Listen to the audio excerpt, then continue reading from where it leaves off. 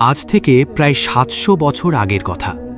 Baghdad শহর তখন জ্ঞান, ব্যবসা আর সভ্যতার কেন্দ্র।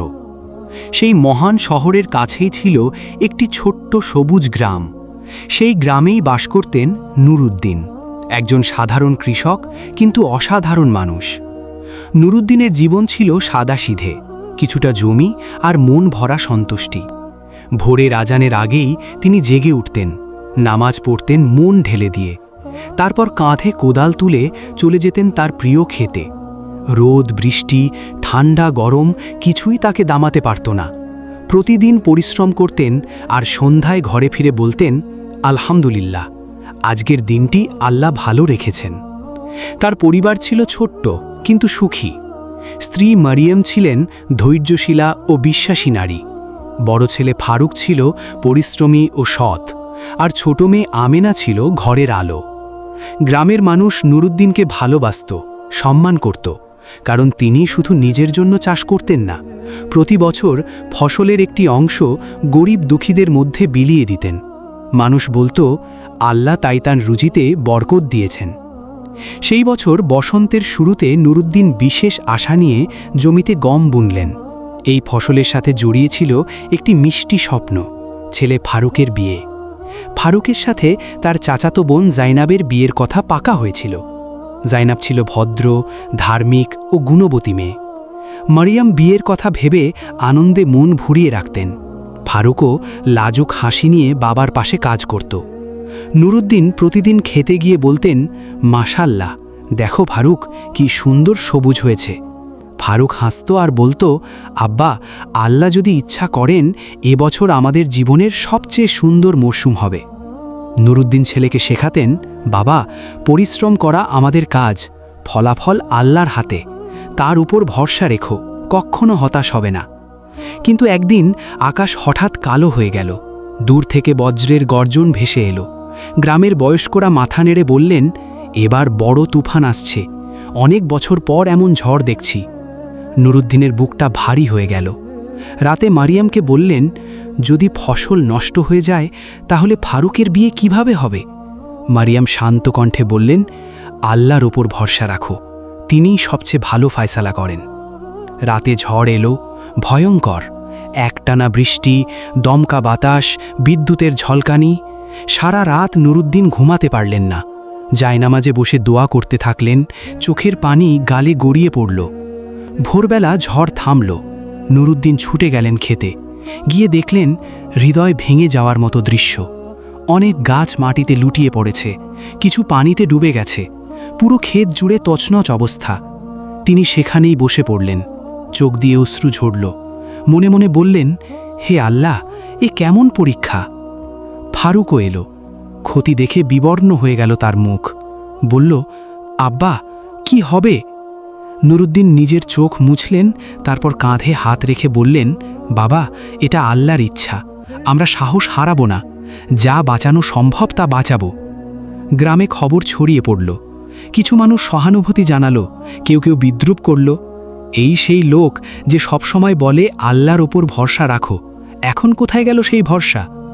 নুরুদ্দিন এসব শুনে দুঃখ পেতেন, কিন্তু মুখে কিছু বলতেন না। রাতে একা কাঁদতেন আর বলতেন, হে আল্লাহ, আমি তোমার ওপরই ভরসা করি, তুমি যাই করো ভালোর জন্যই করো। কিছুদিন যেতে না যেতেই আরেকটি আঘাত এলো। জাইনাবের বাবা রশিদ ও চাচা মুরাদ এলেন নুরুদ্দিনের বাড়িতে। ধীরে রশিদ বললেন, নুরুদ্দিন ভাই, তোমার ক্ষতির জন্য আমরা দুঃখিত, কিন্তু জাইনাবের জন্য বাজার থেকে এক ধনী ব্যবসায়ী প্রস্তাব পাঠিয়েছে, সে ভালো মহরানা দিতে রাজি। মুরাদ যোগ করলেন, আমরা অপেক্ষা করতে চাই, কিন্তু পরিস্থিতি ভালো নয়, আমরা চাই না জাইনাবের জীবন থেমে থাকুক। নুরুদ্দিন মাথা নিচু করলেন, বুকের ভেতর যেন ঝড় উঠল, কিন্তু তিনি ধৈর্য ধরলেন। বললেন, আমি বুঝতে পারছি, আপনারা আপনাদের মেয়ের ভালো চান, আল্লাহ যাই ফায়সালা করেন ভালোর জন্যই করেন। রশিদ বললেন, আগামী সপ্তাহের মধ্যে যদি কোনো সমাধান বের করতে পারো তাহলে জানাও। তারা চলে গেলেন। রাতে ফারুক শুনে অস্থির হয়ে পড়ল। নুরুদ্দিন ফারুককে বোঝালেন, রাগ করো না, আল্লাহর উপর ভরসা রাখো, আমি কাল বাগদাদ যাব। মারিয়াম চুপ করে বসেছিলেন। তারপর নিজের গয়নার বাক্স খুললেন আর বললেন, এগুলো বিক্রি করে দাও, হয়তো কাজে লাগবে। নুরুদ্দিনের চোখ ভিজে গেল।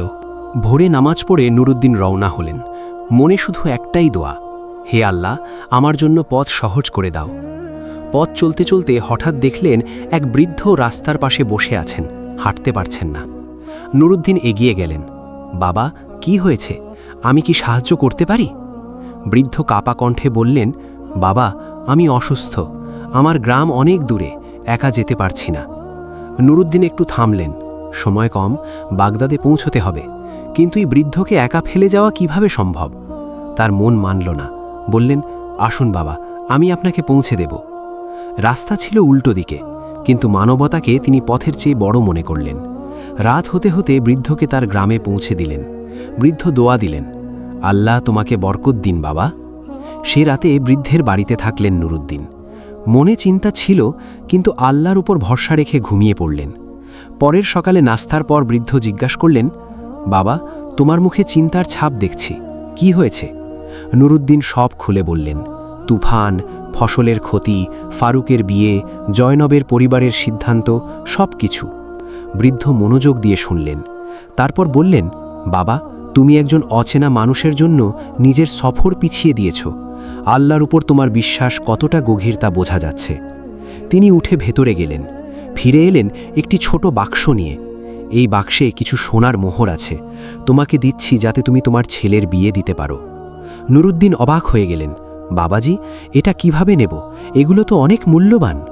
বৃদ্ধ হাসলেন। বছরের পর বছর আমি এগুলো আগলে রেখেছিলাম, শুধু অপেক্ষা করছিলাম কোনো নেক মানুষের। তুমি এই মোহরগুলোর হকদার। বৃদ্ধ আরও বললেন, আমার কাছে একটি দ্রুতগামী ঘোড়াও আছে, নাও, সময় মতো পৌঁছে যাবে। পথে চলতে চলতে নুরুদ্দিন ভাবলেন, যদি তিনি বৃদ্ধকে সাহায্য না করতেন তাহলে এই বরকত কি পেতেন? সুবহান আল্লাহ, তোমার হিকমত কত গভীর হে আল্লাহ। রাত হওয়ার আগেই নুরুদ্দিন গ্রামে পৌঁছে গেলেন। ফারুক দৌড়ে এলো, আব্বা, কাল রশিদ চাচা আসবেন। নুরুদ্দিন পকেট থেকে মোহরগুলো বের করলেন, পুরো ঘটনা শোনালেন। মরিয়ম আর ফারুক অবাক হয়ে একে অপরের দিকে তাকালো। এ যেন স্বয়ং আল্লাহর কুদরত। পরদিন রশিদ আর মুরাদ এলেন। নুরুদ্দিন সব কথা বললেন এবং মোহর রাখলেন সামনে। রশিদ চুপ করে রইলেন কিছুক্ষণ, তারপর ধীরে বললেন, নুরুদ্দিন, তোমার আল্লাহর উপর ভরসা সত্যি প্রশংসনীয়। আমাদের সিদ্ধান্ত হলো জয়নবের বিয়ে ফারুকের সাথেই হবে। ঘরে আনন্দের ঢেউ উঠল। ফারুক হাসি লুকাতে পারছিল না। মরিয়ম ও আমেনার সাথে সাথে বিয়ের প্রস্তুতিতে লেগে পড়লেন। বিয়ের দিন গ্রাম জুড়ে উৎসব। মৌলবী সাহেব দোয়া করলেন, আল্লাহ এদের দুজনকে সুখে রাখুন। নুরুদ্দিন মনে মনে বললেন, হে আল্লাহ, তোমার রহমতের কোনো হিসাব নেই। কিছুদিন পরে এক মুসাফির এলো গ্রামে। বলল, বাগদাদে ভয়ঙ্কর মহামারী ছড়িয়ে পড়েছে, রাস্তাঘাট জনশূন্য, মানুষ মরছে।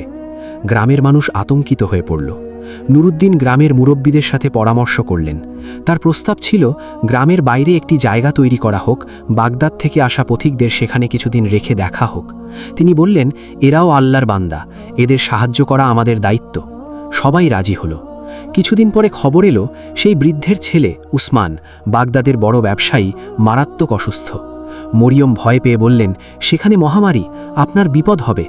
নুরুদ্দিন শান্ত কণ্ঠে বললেন, উসমান আমাদের সাহায্য করেছিল, এখন আমার পালা, আল্লাহর উপর ভরসা রাখি।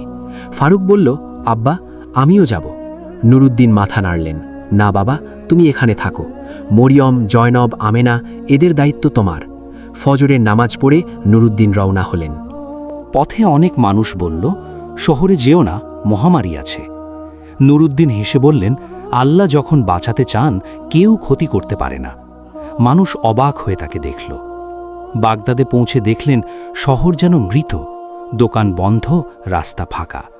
ওসমানের বাড়িতে গেলেন। দরজা খুললেন সেই পরিচিত বৃদ্ধ, ওসমানের বাবা। চোখ ভরে উঠল তার। তুমি এসেছ, আল্লাহ তোমাকে পাঠিয়েছেন। ওসমান বিছানায় শুয়েছিল, ফ্যাকাশে মুখ, দুর্বল দেহ। চোখ খুলে নুরুদ্দিনকে দেখে বলল, আপনি এখানে কেন? আপনার আসা উচিত হয়নি। নুরুদ্দিন তার হাত ধরলেন। বন্ধু তো বিপদের সময়ই চেনা যায়। জানা গেল সব চাকর পালিয়ে গেছে, বৃদ্ধ একাই সামলাচ্ছেন সব।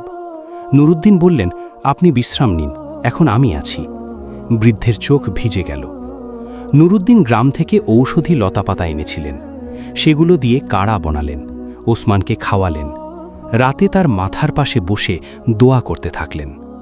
কয়েকদিন অবস্থার পরিবর্তন হলো না। এক রাতে হঠাৎ ওসমানের জ্বর ভয়ঙ্করভাবে বেড়ে গেল। নুরুদ্দিন বৃদ্ধকে ডাকলেন। শহরে কোনো হেকিম আছেন? বৃদ্ধ বললেন, একজন আছেন, কিন্তু অনেক দূরে। রাতে যাওয়া বিপজ্জনক, ডাকাতের ভয়, মহামারীর ভয়। নুরুদ্দিন বললেন, আল্লাহ আমার সাথে আছেন, আমি যাব। মধ্যরাতের নিস্তব্ধ গলি দিয়ে একা হাঁটলেন তিনি। পথে কিছু লোক থামানো। এত রাতে কোথায় যাও? বন্ধুর জন্য হেকিম আনতে। তারা অবাক হয়ে বলল, মহামারীর ভয় নেই তোমার? আল্লাহর ওপর ভরসা আছে।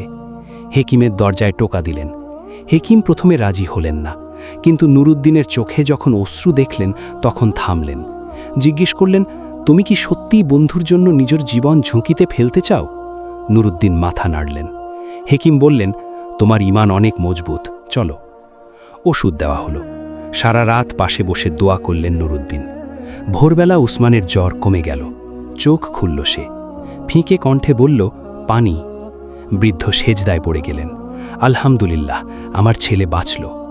নুরুদ্দিন বললেন, এটা আল্লাহর মেহেরবানি, তিনিই শেফা দিয়েছেন। দিনে দিনে উসমান সুস্থ হল। বাগদাদেও মহামারী কমতে লাগল। একদিন নুরুদ্দিন বললেন, এবার বাড়ি ফিরতে চাই। ওসমান তাকে জড়িয়ে ধরল। নুরুদ্দিন ভাই, আপনি আমার জন্য জীবন ঝুঁকিতে ফেলেছেন, এই ঋণ কিভাবে শোধ করব? একটা বড় থলে এগিয়ে দিল। এর মধ্যে উন্নত বীজ আর কিছু মোহর আছে, এগুলো আমার ভালোবাসা। নুরুদ্দিন বললেন, আমি মোহরের জন্য আসিনি। ওসমান হাসল, জানি, কিন্তু এগুলো মোহর নয়, ভালোবাসা। পথে নুরুদ্দিন ভাবলেন, একটা তুফান দিয়ে শুরু হয়েছিল যা মনে হয়েছিল সর্বনাশ, কিন্তু সেই বিপদ থেকে কত বরকতের পথ খুলে গেছে।